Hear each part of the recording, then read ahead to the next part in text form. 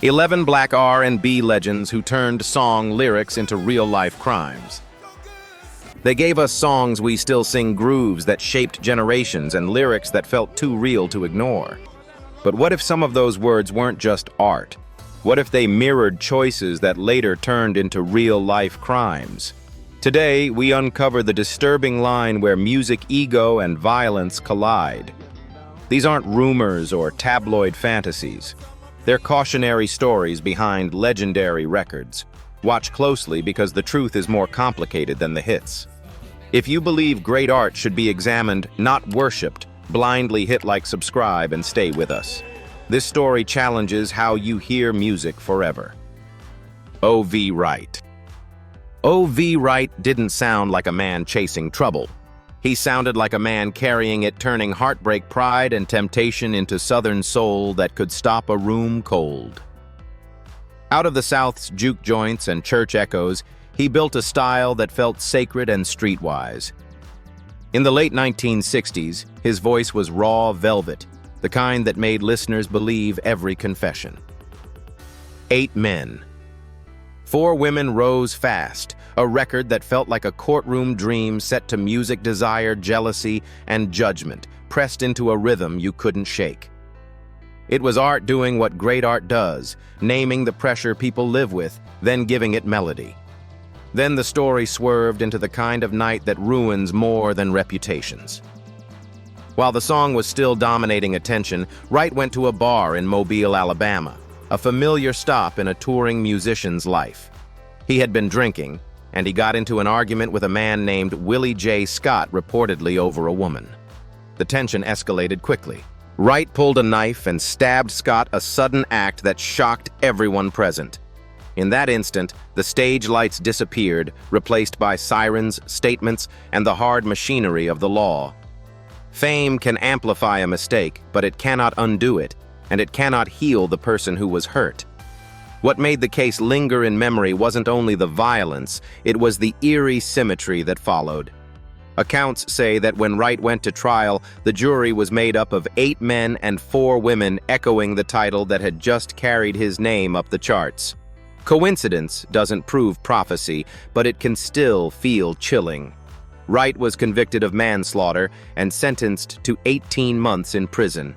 Even a relatively short sentence can permanently reshape a career, especially when trust is the currency an artist lives on. Radio spins slow again, bookings dry up, and a community that once celebrated a voice begins to argue over what that voice represents. It's tempting to frame this as a spooky tale of lyrics coming true, but that's too easy and too cruel. Wright's music didn't cause the crime. It mirrored the emotional storms he and his audience already knew: jealousy, pride, and the fear of being disrespected.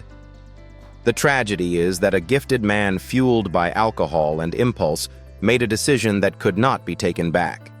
His legacy deserves a human lens honor. The voice admit the harm and hold space for the consequences. When we listen, we can hear both the beauty he created and the warning he became, and we can ask how many talented lives are lost when anger is treated like strength. Chuck Berry. Chuck Berry didn't just play guitar, he rewired American culture. His riffs moved like sparks, and his lyrics ran like a speeding car at midnight, full of teenage nerves and fearless desire. Maybelline felt like a chase you could hear, and No Particular Place to Go turned an ordinary ride into a whole world of tension and possibility. He gave people a soundtrack for motion, for wanting more, for believing the road could wash away yesterday. For many, that sound still feels like freedom, bright, loud, and unstoppable. But the man behind that freedom carried storms that music couldn't silence.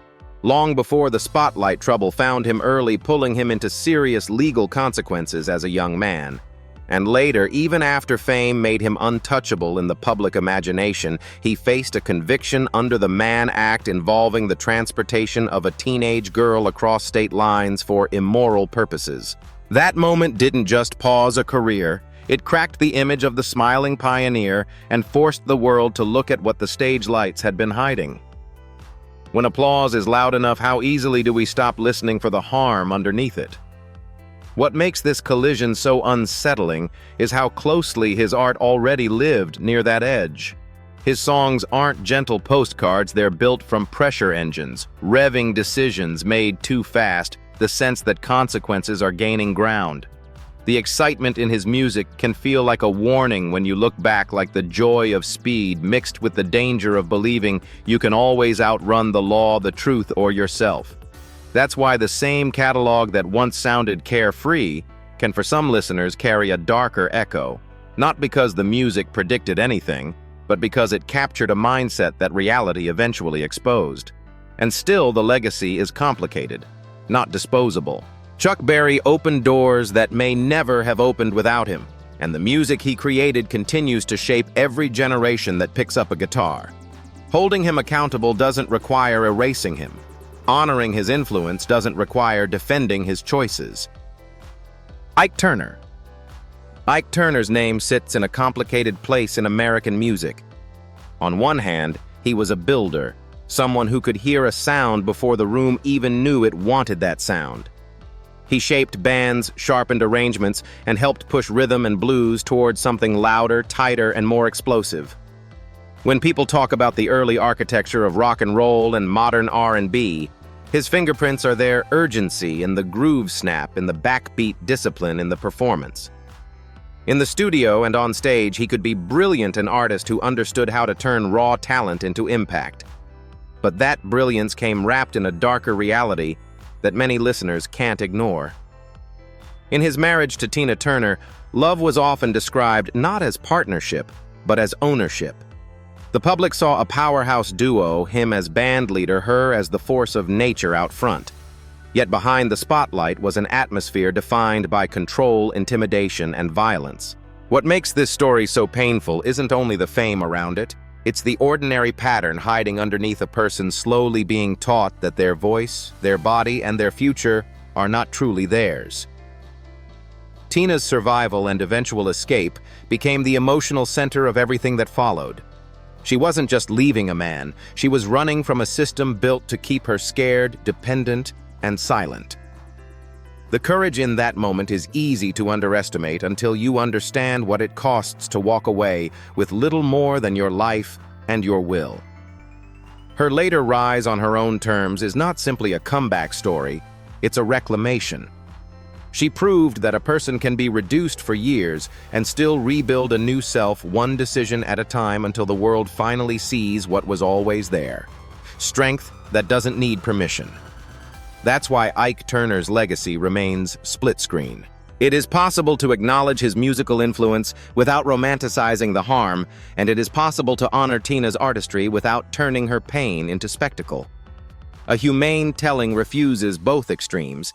It doesn't erase history to protect a legend, and it doesn't use suffering as entertainment. It simply tells the truth. With gravity, talent existed, impact was real, and so was abuse. In the end, the question isn't whether he helped shape a sound. It's whether we as a culture can stop treating genius like a free pass when someone else is paying the price. James Brown. James Brown was more than a performer. He was a force of nature that could bend a crowd to his will.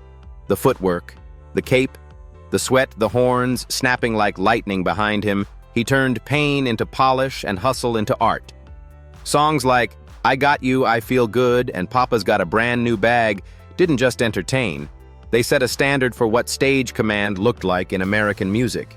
When people called him the godfather of soul, it wasn't marketing. It was an acknowledgement that whole genres learned to walk by watching him run. And yet one of his most famous emotional engines, Revenge, also lived uncomfortably close to his real life.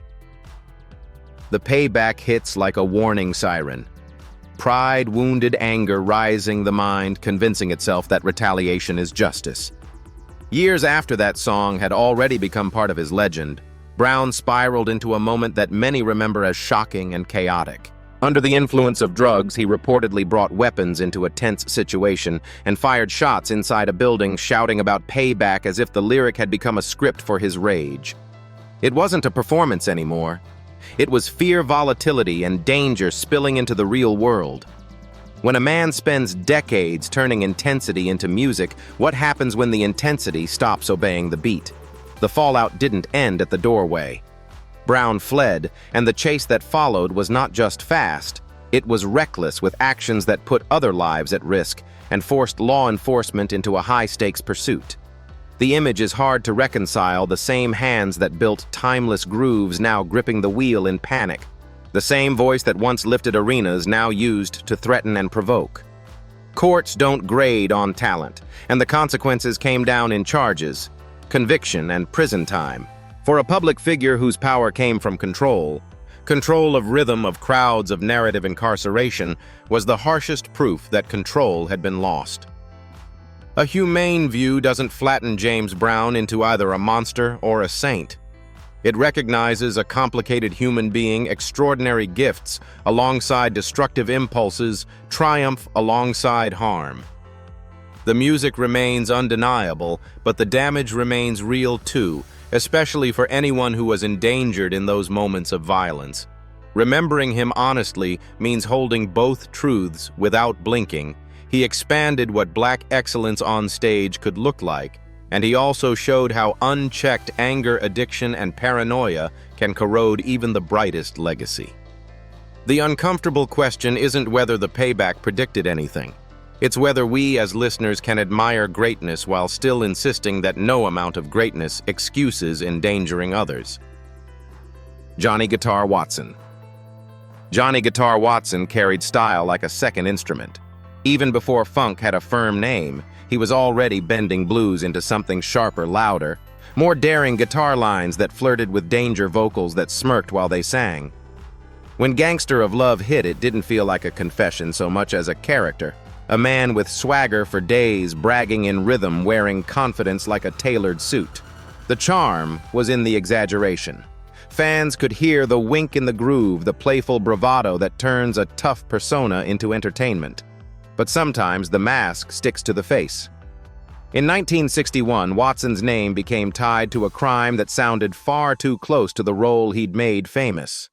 Reports describe an armed robbery in Houston in which he and another man entered a pawn shop with a .38 pistol, demanded money, and took gold rings before fleeing. The details land like a cold splash because they aren't metaphorical. There's nothing theatrical about a weapon pointed at someone's chest. He was arrested within hours, convicted, and served time in federal prison, a brutal interruption for a musician whose gift should have been the headline. In a single night, the stage persona stopped being a joke for the crowd and became a question for the public. That's where the discomfort lives, not in the idea that music causes crime, but in the way a carefully crafted image can blur into real behavior. A gangster in a song usually means attitude, an exaggerated confidence that sells records and makes audiences feel bold. Yet when that attitude crosses into the real world, it stops being playful and starts leaving victims behind. The same swagger that sounds cool over a backbeat can become reckless when it's used to justify choices. Still, an honest view doesn't freeze Watson at his lowest point. It's possible for a young man to make a dangerous choice and still grow into someone who leaves a lasting musical mark.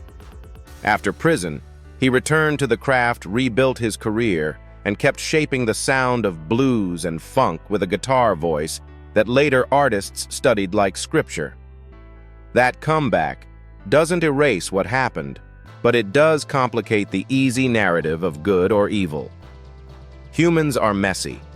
Talent can be real, and harm can be real at the same time. In the end, Johnny Guitar Watson's name sits at an uneasy intersection of myth and consequence. Gangster of Love remains a classic because it captures charisma, humor, and raw cool. But the shadow of that 1961 conviction forces listeners to hear the word gangster with different ears. Maybe the lesson isn't about curses or predictions, it's about responsibility. When an artist sells a persona, the world may fall in love with it, but real life still demands a line the moment performance becomes threat. The music stops being harmless swagger and starts becoming something heavier. Bobby Bland. Bobby Blue Bland could make heartbreak sound elegant.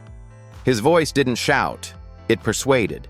It slid through a melody like smoke in a dim club, carrying longing, guilt, and tenderness all at once.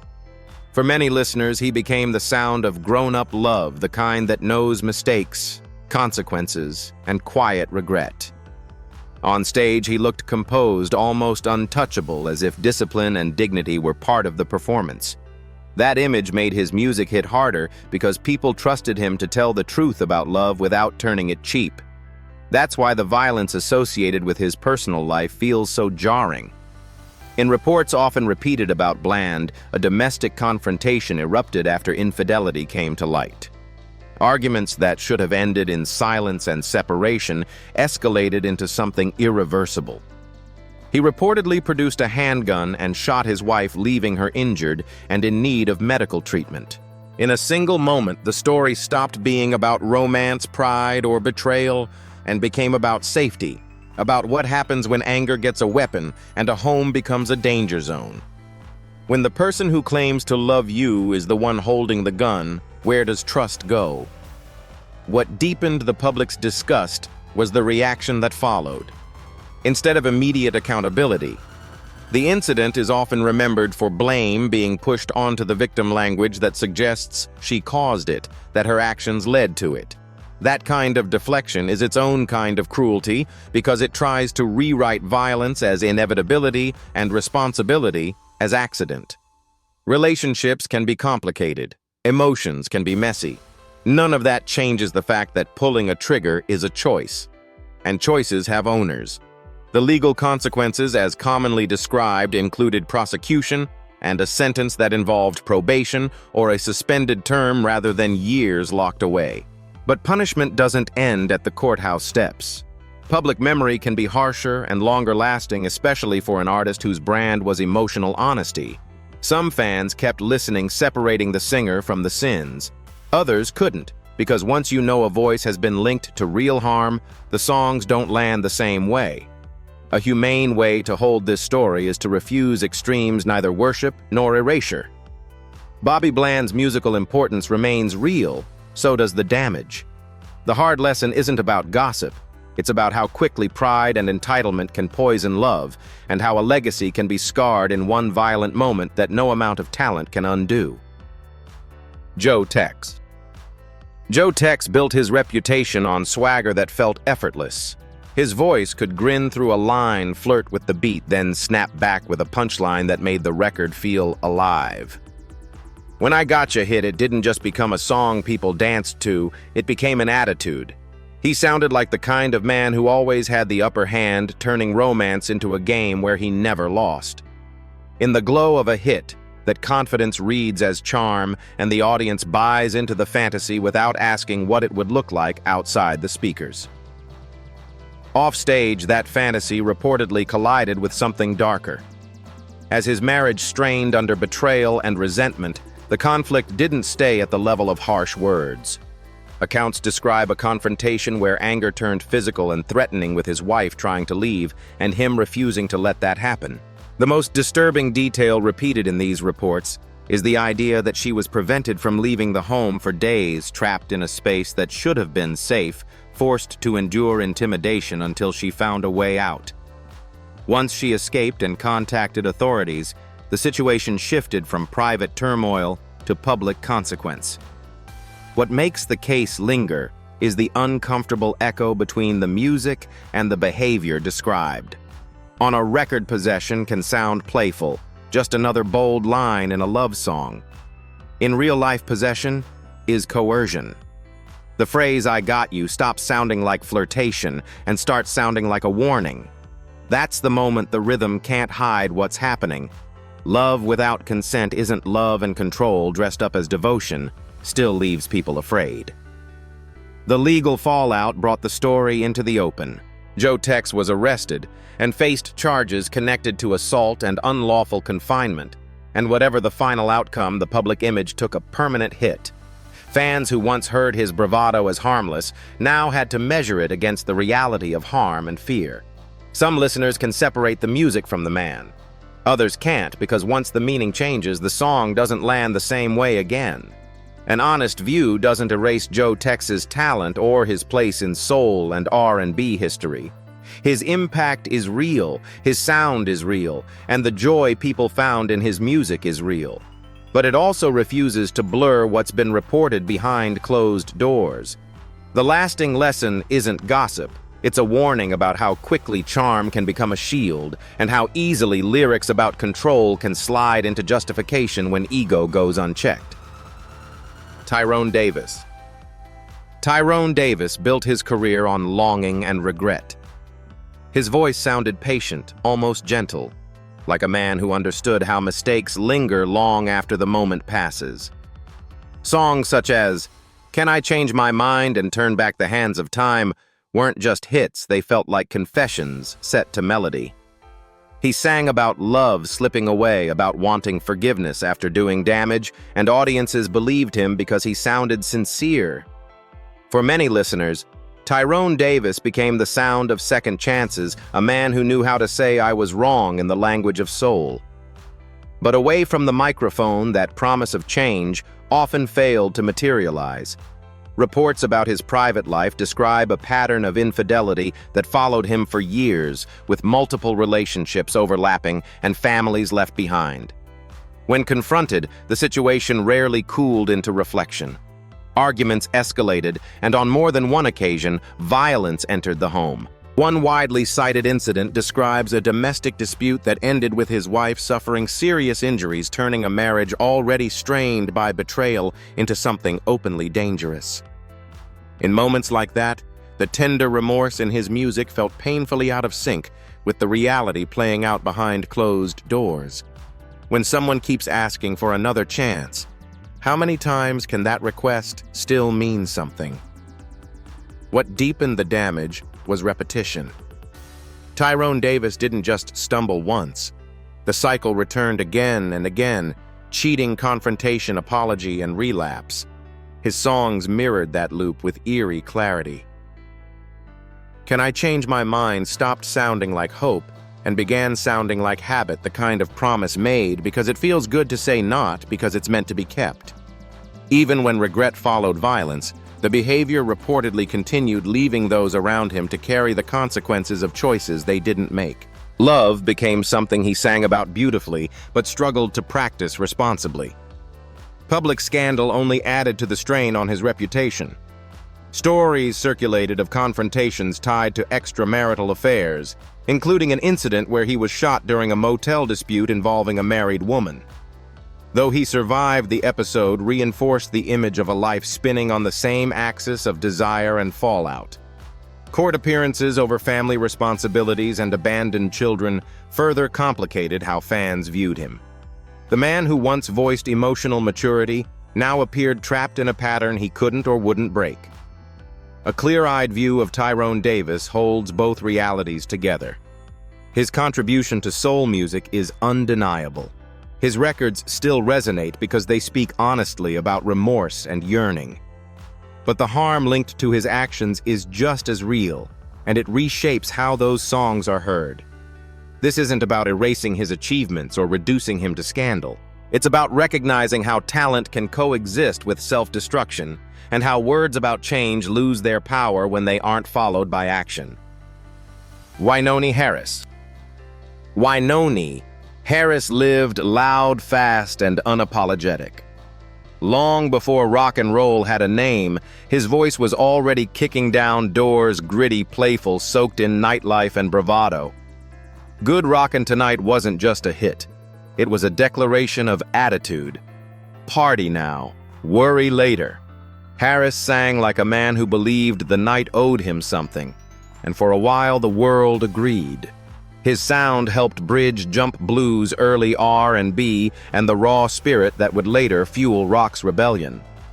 But that same appetite for excess followed him off stage. Harris didn't just perform a party lifestyle, he lived it. Reports from the early 1950s describe nights fueled by alcohol bravado and poor judgment where charm curdled into volatility. One incident in Chicago became especially damaging to his reputation. After a night of heavy drinking, Harris reportedly became involved with a married woman, sparking a confrontation when her husband appeared. What followed was not bravado or humor, but violence. In the chaos, Harris allegedly used a knife, seriously injuring the man and turning a night of reckless pleasure into a criminal matter. The irony was impossible to ignore. Good Rockin' Tonight celebrated a world without limits, drink-flowing music blasting, consequences nowhere in sight. Yet here were the consequences, very real and very sharp. When the police arrived, accounts say Harris was still intoxicated, still performing the same defiant energy that made him famous. But the stage was gone. There was no applause, no rhythm section to smooth over the moment. Only charges, headlines, and a sudden reckoning with the cost of living every night like it might be your last. Harris was convicted and served a short sentence aided by legal maneuvering and his status as a known performer. Even so, the damage lingered. Clubs distanced themselves. Opportunities narrowed. The man who once embodied non-stop motion found himself slowed, labeled, and watched. Yet even after this fall, Harris returned to the microphone, continuing to perform the very song that had come to symbolize both his rise and his recklessness. For some, that felt defiant. For others, it felt like denial.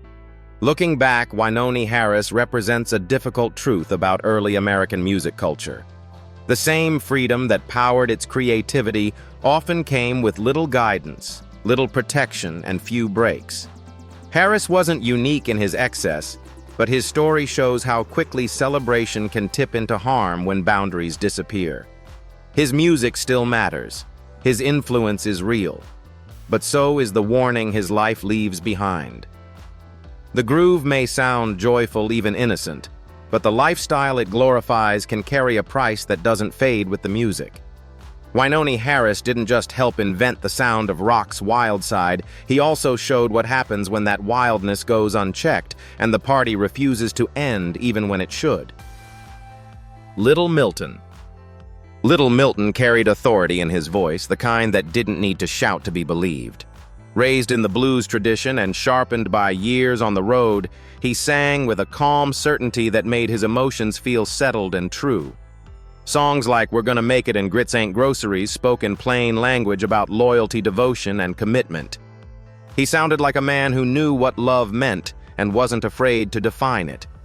For many listeners, his music felt reassuring, almost instructional, as if steady affection could solve anything if it was strong enough. But that idea of absolute love became dangerous when reality pushed back. On Valentine's Day in 1988, Little Milton reportedly returned home and discovered his wife with another man. What might have ended in separation or heartbreak instead exploded into violence. Overcome by jealousy and rage, he allegedly produced a firearm and fired multiple shots, striking the man in the leg. The scene collapsed instantly from private betrayal into public emergency. When police arrived, Milton was found holding the weapon, no longer the calm voice of wisdom, but a man overtaken by emotion he could not control. What unsettled many people afterward was how closely his language echoed his music. Grits Ain't Groceries is built around the idea that love is non-negotiable. Without it, nothing else matters. In real life, that belief appeared to twist into justification, as if intense feeling could excuse extreme action. The idea that love must be proven at any cost turned frightening once it left the record and entered a real room with real people. Passion stopped being poetic and became a threat. Love, when it demands ownership or punishment, loses its meaning entirely. The legal consequences followed quickly. Little Milton was arrested, charged, and served time in jail, a stark interruption to a career built on control and composure. For an artist whose strength had always been emotional clarity, incarceration marked a public loss of balance. When he returned to performing, the songs were still there, but the context had changed.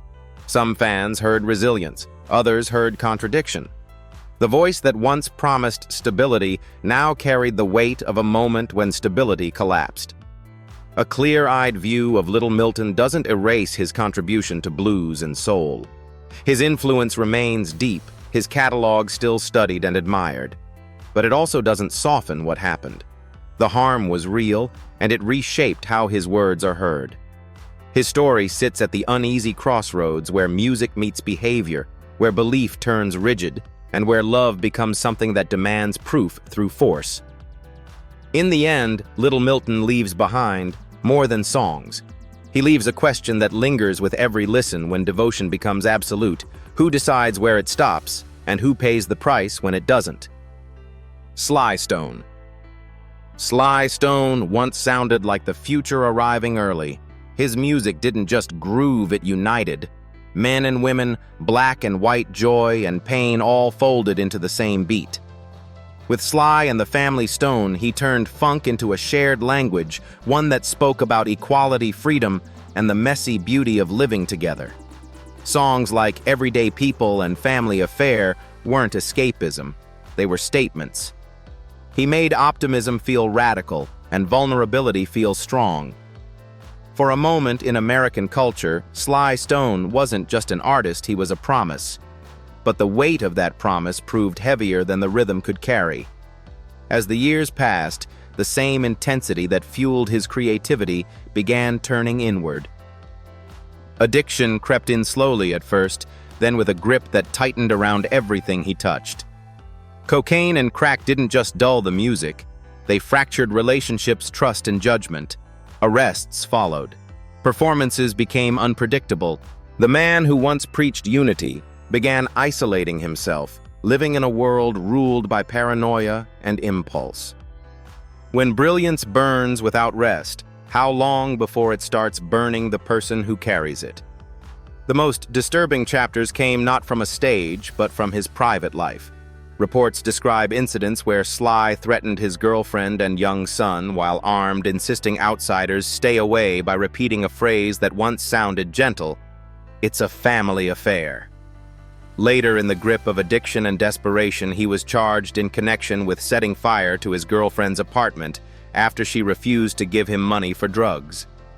What once symbolized complicated love and shared struggle became a shield for violence and control. The same words that once encouraged empathy were now used to shut down concern. The legal consequences and public fallout accelerated his collapse. Fines, restraining orders, and court supervision replaced record deals and festival stages. Friends distanced themselves. The industry moved on. By the time the dust settled, Sly Stone, once at the center of American music, was living on the margins, drifting through years marked by poverty, ill health, and isolation. The contrast was brutal. An artist who helped define togetherness, now largely alone, carrying a legacy tangled with regret. And yet, erasing Sly Stone would be dishonest. His influence remains enormous. Modern funk, hip-hop, soul, and pop still echo his ideas, his structures, his courage to mix joy with discomfort. But remembering him clearly means refusing simple narratives. He wasn't just a victim of addiction, and he wasn't only a cautionary tale. He was a visionary who lost control, a man whose ideals outpaced his ability to protect himself and others from his worst impulses. Sly Stone leaves behind more than hits and headlines. He leaves a difficult reflection about genius without boundaries, about how easily ideals can be twisted under pressure, and about what happens when the line between art and life collapses. His music still asks us to believe in togetherness, but his life reminds us that belief without accountability can fall apart just as easily as it comes together. These stories sit at the uncomfortable intersection of brilliance and consequence. The artists we've discussed didn't just create music, they shaped culture, opened doors, and carried the weight of Black excellence on their shoulders. Yet their actions also caused real harm, forcing us to question how legacy is built and remembered. Can extraordinary talent coexist with accountability, or does one permanently stain the other? When we replay these songs, are we celebrating art, excusing behavior, or confronting history as it truly is? At the Black Excellence list, we don't erase greatness, but we don't ignore truth either. Where do you draw the line?